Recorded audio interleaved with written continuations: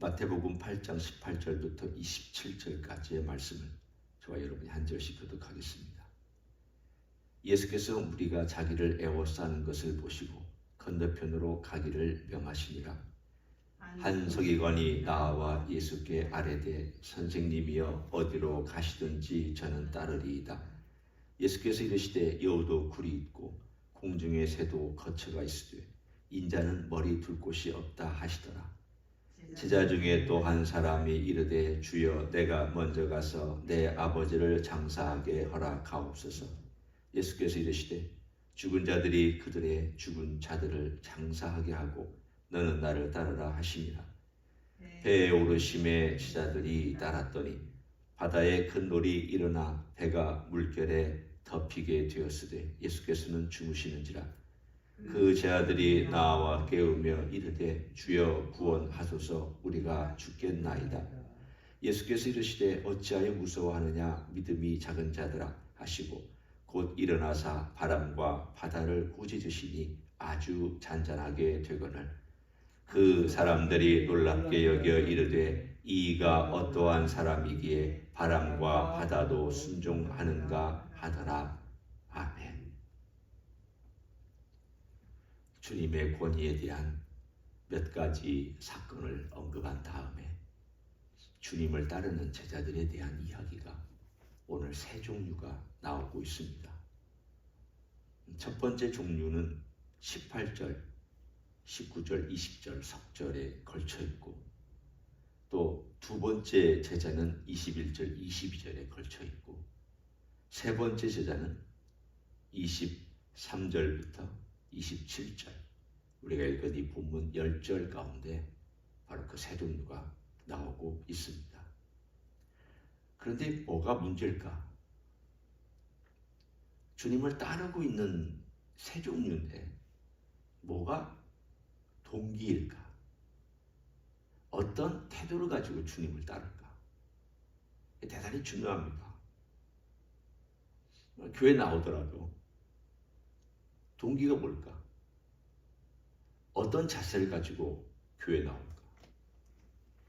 내가 예수님을 믿는다고 고백해도 정말 그 기쁨 속에 있는 동기가 뭘까?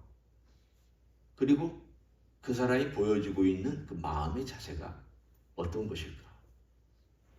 이건 그 사람의 미래를 결정하는 대단히 중요한 것들입니다. 겉으로 보기에는 다 모릅니다. 교회 봉사하고 있고 직분 가지고 있고 또는 오랫동안 교회 생활을 하고 있으면 겉으로 봐서는 판단이 어렵습니다.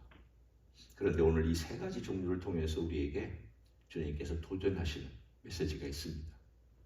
첫 번째 종류는 바로 한 서기관이 나와서 예수님 제가 어디든지 따라가겠습니다. 자기 의지를 가지고 표현한 어떻게 생각하면 이쁜 표현이죠. 따라가겠다고 그러는데 어디든지 뭐든지 제가 주님을 따르는데 제 삶의 전부를 다 드리겠습니다라고 하는 이 고백은 사실은 귀한 고백입니다. 그 주님의 말씀은 참 반대편을 얘기하고 계셨습니다. 언뜻 보기에 주님이 왜 이런 말씀을 하셨나? 그 사람 앞에서 왜 이런 표현을 하셨나? 갭이 느껴집니다. 그런데 이 내용을 가만히 살펴보고 있으면 이 사람에게 주시는 메시지가 이거구나. 이 사람의 속에 있는 동기를 주님께서 보셨던 것입니다. 어떤 동기냐? 나는 머리 둘 곳이 없을 정도로 고난의 길을 가는 인자다, 사람이다. 네가 나를 메시아로 알고 따라오지만 내 길은 고난의 길이다.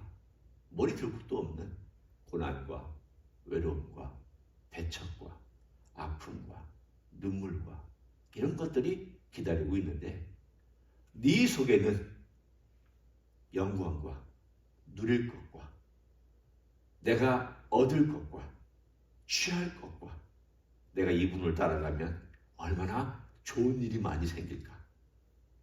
내가 얼마나 내 이름을 알릴 수 있을까? 내가 어떤 지위를 얻을 수 있을까? 내가 어떠한 영광스러운 삶을 살 수 있을까? 이런 것들에 초점이 맞춰져 있는 그러한 한 제자에 대하여 주님께서 오히려 반대로 말씀하셨습니다. 우리가 예수님을 처음에 쫓을 때에는 여기까지는 아니라 할지라도 처음에는 마음의 평안을 얻기 위해서 쫓았습니다. 그건 우리의 당연한 거니까. 우리의 인기가 살다 보면은 예수님 모르다가 예수님 알게 되면 평안하고 예수님 때문에 내가 구원을 얻을 수 있다라고 하는 얻는 것이 나쁘다는 것이 아닙니다. 근데 그게 지나쳐서 그게 조금 더 지나쳐서 내가 이분을 따라가면 어떤 것들에 대한 영광스러운 것들 이런 것들 이 서기관이기 때문에 갖는 그 뭐라고 얘기할 수 있을까요? 자기의 어떤 목적 의식과 자기가 도달하고자 하는 어떤 것들이 얼마나 강한 사람이겠습니까? 요즘으로 말하면 서기관은 박사입니다. 좋은 대학을 나온 종교 훈련을 받은 박사입니다. 머리가 뛰어납니다. 학식이 있습니다. 그 당시에 구약에 대한 성경을 빠삭하게 알고 있는 사람들이며 많은 사람들이 서기관을 존경해 주었습니다. 그렇기 때문에 이 사람 속에 있는 마음은 고생보다도 인정받는 것에 익숙한 사람입니다. 서기관 그러면 좋은 자리에 앉으라고 그 자리에다가 여기 자리 있습니다. 서기관님 여기 앉으십시오. 이게 익숙한 사람입니다. 그러니까 늘 좋은 자리, 인정받는 자리, 그리고 사람들이 알아주는 자리에 있다 보니까 예수님을 따라도 그가 생각하는 것이 거기에 초점이 있었습니다. 예수님이 반대로 말씀하셨습니다. 나는 너에게 그런 자리를 보장해 주지 않겠다. 네가 정말 나를 따르는 너 고생할 각오를 해야 된다. 모든 것들이 떨어져 나가는 아픔도 겪어야 된다. 사람들이 너에게 손가락질하는 너를 힘들게 하는 고통스러운 외로움과 눈물도 겪게 될 것이다. 나를 따르는 것은 그런 거다. 짧은 메시지지만 주님은 딱 한마디밖에 안 하셨습니다. 여우도 굴이 있고 공중의 새도 거처가 있으니 인자는 머리 둘 곳이 없다. 그렇지만 이게 주님을 따르는 우리들에게도 역시 해당되는 원리입니다.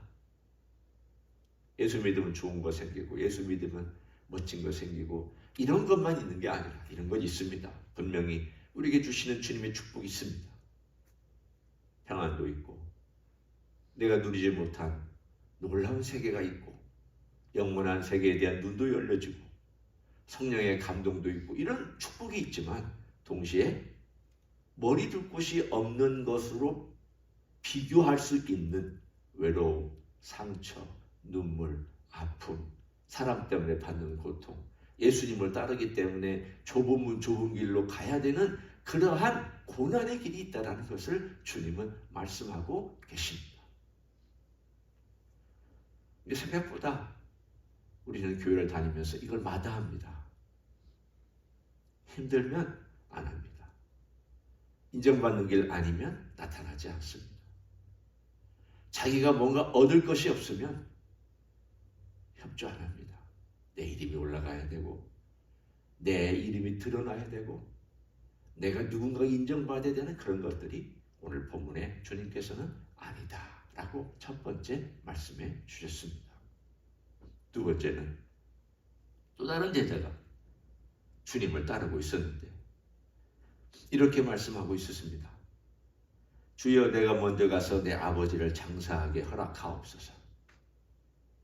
그랬더니 주님의 말씀도 대단히 놀랍게 반대로 말씀하셨습니다. 죽은 자들이 그들의 죽은 자를 장사하게 하고 너는 나를 따르라. 그게 뭐가 문제입니까? 아버지를 장사한다는데. 이것은 지금 아버지가 막 돌아가시거나 돌아가실 즈음에 있어서 막 가서 장사한다는 것이 아닙니다. 내가 아버지가 앞으로 돌아가시고 난 후에 그 다 정리되고 나면 제가 주님을 따르겠습니다. 뭐 이 사람이 장남인지 아닌지 혹은 집안에 어떤 책임을 지고 있는 사람인지 아닌지는 뭐 잘 모릅니다. 하지만 이 사람에게 있어서의 걸림돌은 가정이었습니다. 가정을 돌보고 따라 해줘야 되는데 예수님을 따르자니 아버지가 있고 가정이 있고 그래서 안 되겠다. 지금 이 따르기는 안 되고 아버님이 이제 돌아가시고 나면 이 돌아가실 때까지 몇 년이 걸릴지를 모르죠. 얼마나 될지도 모르고 그렇지만 그 후에 내가 주님을 따르겠다고 그렇게 얘기를 하자 주님께서는 너 그때 가면 시간이 안 된다. 기회가 항상 있다고 생각하지 말고 지금 나를 따를 때 특별히 주님께서 공생에 하는 동안은 딱 3년입니다. 이 3년 동안 주님을 따르지 아니하면 그 후에 기회가 있을 수도 있지만 뭐 제자들이 다시 복음을 가지고 와서 전해서 다시 받아들일 수도 있지만 사실은 주님께서 주신 기회를 그때 취하지 아니하면 다시 기회가 안 올 수도 있었습니다. 주님 그 말씀하고 계셨습니다. 이것과 대조되는 메시지가 4장에 보면 나옵니다.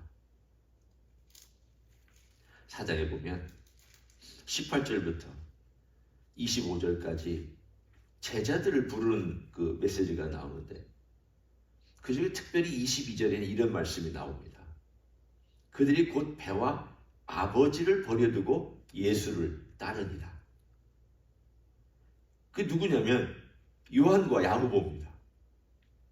그러니까 요한과 야고보가 갈릴리에서 아버지와 함께 일종의 비즈니스를 했습니다. 업으로서 업을 좀 비교적 좀 크게 하는 그러한 사업을 했던 것 같습니다. 그런 나름대로 배도 몇 척 있었습니다. 그러니까 이 젊은 두 사람은 아버지 사업에 절대적으로 필요한 사람입니다. 그렇지 않겠습니까? 나이 많은 아버지보다는 젊은 두 사람이 열심히 일해서 가정을 일으키고 사업을 일으켜서 이 생활을 해야 되는데 갑자기 예수님을 만나고 예수님의 소식을 듣고 예수님의 말씀을 듣더니 아버지를 버려두고 배를 버려두고 예수님을 즉시 따른 겁니다. 그런데 오늘 우리가 보는 이 본문으로 돌아와서 이제 보면 이 한 사람이 제자가 되어서 따르고 있었습니다. 분명히 뭐라고 그랬냐면 제자 중 또 한 사람이라고 되어 있습니다. 누군지는 모릅니다. 이름도 안 나왔습니다. 12제자 중에 하나인지 혹은 넓은 의미의 제자인지 우리는 그것도 모릅니다. 이 사람이 예수님의 말씀을 듣고 아 그래 예수님을 따라야지라고 따랐는지 아니면 안 했는지 그것도 나와 있지 않습니다. 다만 가르침만 나와 있을 뿐입니다. 이 가르침은 너 나 따르라. 너 지금 나를 따라라. 우리의 삶에 내가 갖고 있는 예수님 그리고 예수님의 말씀의 우선순위를 자꾸 뒤로 하지 말고 따라가야 할 예수님이 어떤 분인지 우리가 안다면 따라가야 할 가장 중요한 가장 핵심적인 메시지를 전합니다. 예수 따라가고 예수 따라간다는 게 뭘까?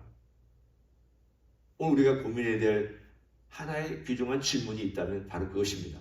예수님을 따르는 게 뭘까? 내가 교회 오래 다녔지만 내가 신앙생활 오래 했지만 정말 예수님을 따른다는 건 뭘까? 오늘 이 두 제자의 모습 속에 나는 들어있지 않을까? 나는 혹시라도 이런 모습이 아닐까? 세 번째 제자들의 그룹이 있습니다. 흥미롭게도 23절은 두 사람과 대조되는 메시지를 전합니다. 배에 오르심에 제자들이 따랐더니 따랐다라고 되어 있습니다. 이 제자들은 결국은 예수님의 말씀을 듣고 따랐습니다. 아마도 우리가 알고 있는 12제자라고 여러분 생각하시면 됩니다. 그러고 나서는 건너편으로 건너가기 위해서 이제 배를 타고 바다 한가운데 갔는데 그날따라 밤에 큰 광풍이 일어나서 배가 뒤집힐 정도로 물이 가득 찼습니다. 그러니까 제자들이 예수님은 굴굴 주무시는 것을 마음에 불편하게 생각해서, 주님, 우리가 죽게 생겼는데 우리는 도와주지도 않고 이렇게 쉴 수 있습니까? 불평했습니다. 그래도 주님께서 일어나셔서 어찌하여 무서워하느냐, 믿음이 작은 자들아 하시고 일어나사 바람과 파도를 꾸짖으셨다라고 나옵니다. 그리고 그 다음이 바로 우리가 배워야 될 주제입니다.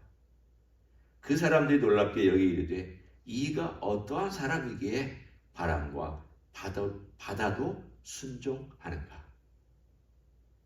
이렇게 두 가지가 있습니다. 하나는 이분이 어떤 분이냐, Who is this man? 이 사람이 어떤 사람이냐.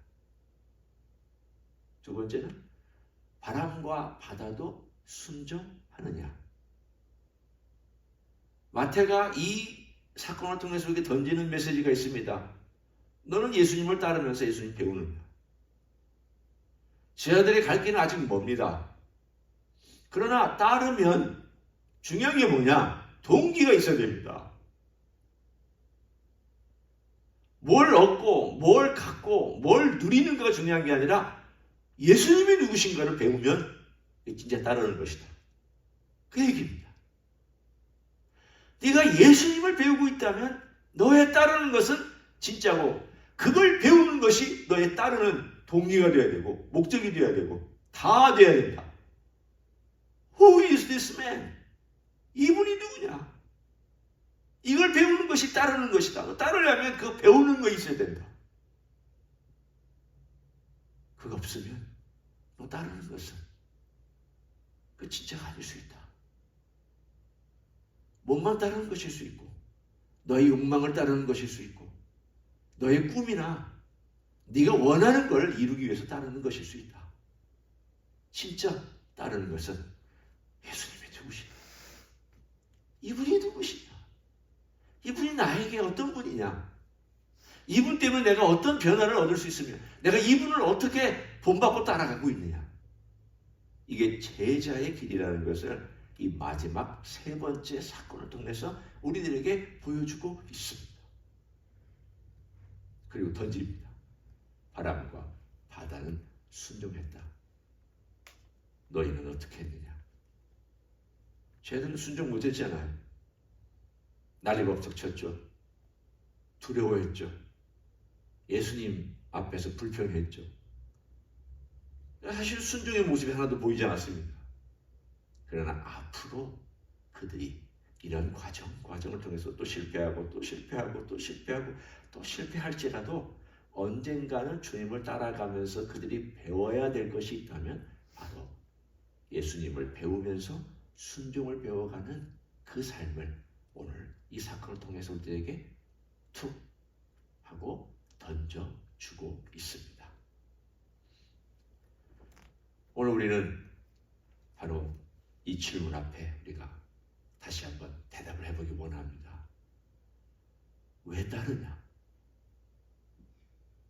따르는 목적이 뭐냐? 동기가 뭐냐? 그럼 나는 예수님을 따른다고 한다면 그 동기가 예수님이냐? 이제는 정말 예수님 하나를 바라보고 예수님 배우려고 하고 예수님 알려고 하고 예수님 그분이 누구신가를 발견하려고 하는데 내 삶의 모든 것을 초점을 맞추고 있느냐? 그러면 합격입니다. 정말 잘하고 있는 예수님의 제자입니다. 그렇지 않다면 다시 생각해보라는 뜻입니다. 오늘 우리 주님을 배워가는 일에 주님을 따라가는 여러분 되시기를 예수님의 이름으로 간절히 축원합니다. 기도하겠습니다. 고맙습니다. 예수님, 우리에게 구원을 주셨습니다. 우리 예수님이 우리의 구원을 주신 분인 것을 우리가 옛날에 알았고, 또 예수님이 나를 위해서 십자가에 돌아가신 것을 우리가 알았고, 그리고 예수님을 영접했습니다.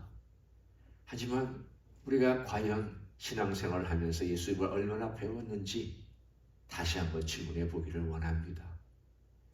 위기 때 예수님을 배웠는가? 절대절명의 순간에 예수님을 알고 있는가? 내 이익과 충돌할 때 예수님 뜻대로 행하는가? 내 욕망대로 하고 싶을 때 나는 예수님의 뜻을 쫓고 있는가? 나는 예수님을 배우고 있는 참 제자인가를 다시 한번 생각하는 귀한 하루가 될 수 있도록 축복하여 주시옵소서. 이제는 우리 구주 예수 그리스도의 은혜와 하나님 아버지의 극진하신 사랑과 성령 하나님 교통하심의 역사가 오늘도 우리 주님을 알고자 하며 우리 주님이 누구신가를 배우고자 하여 우리 주님을 따라가고 주님을 의지하기를 원하는 이 자리에 참여한 모든 종들 위에와 주임지 히스교회 위에와 이민교회들과 한국교회들과 선교사님들 위에 이제로부터 영원히 함께 하실지어다. 아멘.